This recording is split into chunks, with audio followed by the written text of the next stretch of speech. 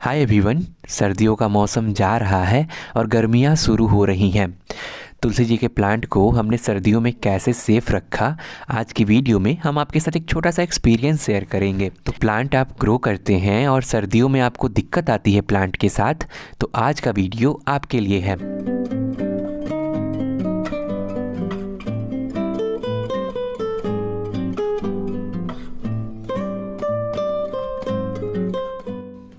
Winter season गर्मियों वाले पौधों के लिए प्रॉब्लम हो सकता है। आपने देखा होगा कि सर्दियों में काफ़ी लोग तुलसी जी के प्लांट के ऊपर कपड़े का इस्तेमाल करते हैं, प्लास्टिक का इस्तेमाल करते हैं, जिससे तुलसी जी का पौधा ठंडी हवाओं से और ओस से बचा रहता है। इस तरीके का इस्तेमाल करके काफ़ी लोग अपने प्लांट को सेफ रखने की कोशिश करते हैं, लेकिन इसमें एक दिक्कत आती है। दिन में जब धूप नहीं निकला होता है, कुहासा होता है, उस टाइम पर तो हम अपने प्लांट के ऊपर कपड़ा या फिर प्लास्टिक टांग सकते हैं, लेकिन जैसे ही धूप निकल आती है, सर्दियों में पौधे को जितना अधिक धूप मिल सके उतना अच्छा होता है, तो उस टाइम पर हमें अपने प्लांट के ऊपर से कपड़े या फिर प्लास्टिक को हटाना पड़ सकता है। और ऐसा आपको रोज़ करना पड़ सकता है या फिर दिन में कई बार करना पड़ सकता है, जो अपने आप में कई लोगों के लिए काफ़ी प्रॉब्लम वाला काम हो सकता है।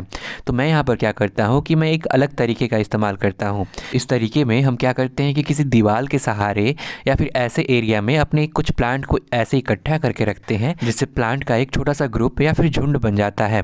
अब ये छोटा सा जो झुंड होता है ना, ये मॉइस्चर मेंटेन करके रखता है आपस में। साथ में पौधे एक दूसरे के काफ़ी नज़दीक होने के कारण एक दूसरे को स्ट्रक्चरली सपोर्ट करते हैं और ठंडी हवाओं के अगेंस्ट में यहाँ पर एक नेचुरल बैरियर का काम करते हैं।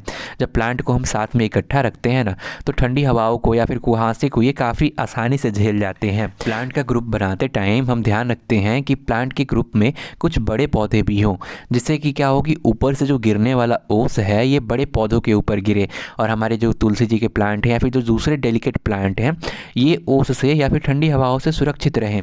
दिन में जब धूप निकले तो हर एक पौधे के ऊपर प्रॉपर धूप आ सके, इस बात का भी ध्यान रखा जाता है और पौधे के हाइट के अनुसार पौधे को आगे पीछे करके इनको ग्रुप में सजाया जाता है।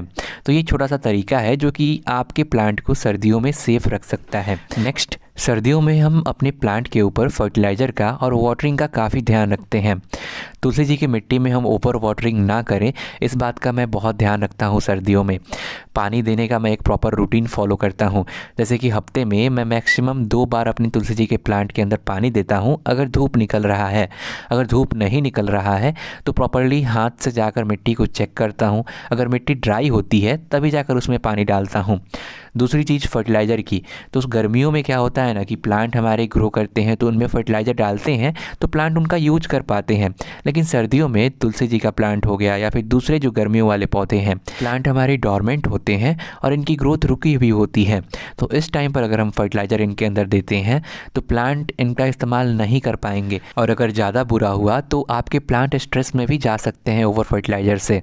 इसीलिए मैं हमेशा कोशिश करता हूँ कि खास करके तुलसी जी के प्लांट में सर्दियों में किसी तरह का फर्टिलाइज़र मैं ना डालूं और आप भी अवॉइड कर सकते हैं। तो ये 2 से 3 बातें हैं जो कि पर्सनली मैं खुद फॉलो करता हूँ हर सर्दियाँ। इन सब के अलावे कुछ और चीज़ें हैं जो कि आप ध्यान में रख सकते हैं, जैसे कि सर्दियों में आप अपने तुलसी जी के गमलों में मल्चिंग कर सकते हैं। सूखे हुए पत्ते मिट्टी के ऊपर डाल सकते हैं। ऐसा करने से मिट्टी में मॉइस्चर बना रहेगा और मिट्टी का एक जो वार्मथ है, जो गर्माहट है मिट्टी में, ये बना रहेगा और इस तरह से प्लांट के हार्मोन्स अच्छे से काम कर सकते हैं और इनको काफ़ी हेल्प हो सकती है। दूसरी चीज़, आप अपने प्लांट के अंदर प्रूनिंग कर सकते हैं। प्लांट के अंदर कोई सूखी टहनी है, बीज हैं, डाली है, पत्ते हैं, इनको आप प्रूनिंग करके हटा सकते हैं। इस तरह से आप अपने प्लांट के ओवरऑल हेल्थ को अच्छा कर सकते हैं सर्दियों में। नेक्स्ट, अगर सर्दी ज़्यादा बढ़ गई है, कुहासा ज़्यादा हो रहा है और आपके पास शेड है, तो आप अपने प्लांट को शेड के अंदर भी रख सकते हैं, जहां इसे प्रॉपर लाइट मिलती रहे लेकिन कुहासा से ये बचा रहे। तो बस इन चीज़ों को आप ध्यान में रखिए और बेशक आप भी अपने तुलसी जी के प्लांट को सर्दियों में सेफ रख पाएंगे। अब देखिए, प्लांट के ऊपर कपड़े का इस्तेमाल करना काफ़ी इजी लगता है, काफ़ी सही भी लगता है, लेकिन एक इसका डाउन साइड भी होता है। अक्सर जब हम अपने प्लांट को कपड़े से कवर करके रखते हैं तो मॉइस्चर ट्रैप होने के कारण ये फंगल इन्फेक्शन को प्रमोट कर सकता है। साथ में प्लांट का जो एयर सर्कुलेशन है, इसमें भी काफ़ी दिक्कतें आ सकती हैं।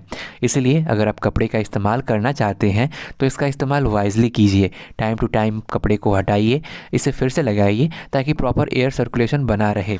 तो बस आप इन सभी चीज़ों को ध्यान में रखिए और थोड़ी बहुत एक्स्ट्रा प्लानिंग के साथ, केयर के साथ आप सर्दियों में भी अपने प्लांट को सेफ़ रख पाएंगे।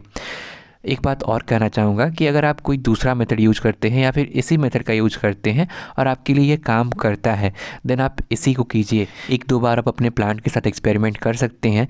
जो चीज़ें आपके साथ काम करेंगी आपको उसी को फॉलो करना है। नीचे कमेंट में ज़रूर बताइएगा कि आप कैसे अपने प्लांट को सर्दियों में सेफ रखते हैं। और हाँ, इस वीडियो में इतना ही। I will see you in the next one. Bye.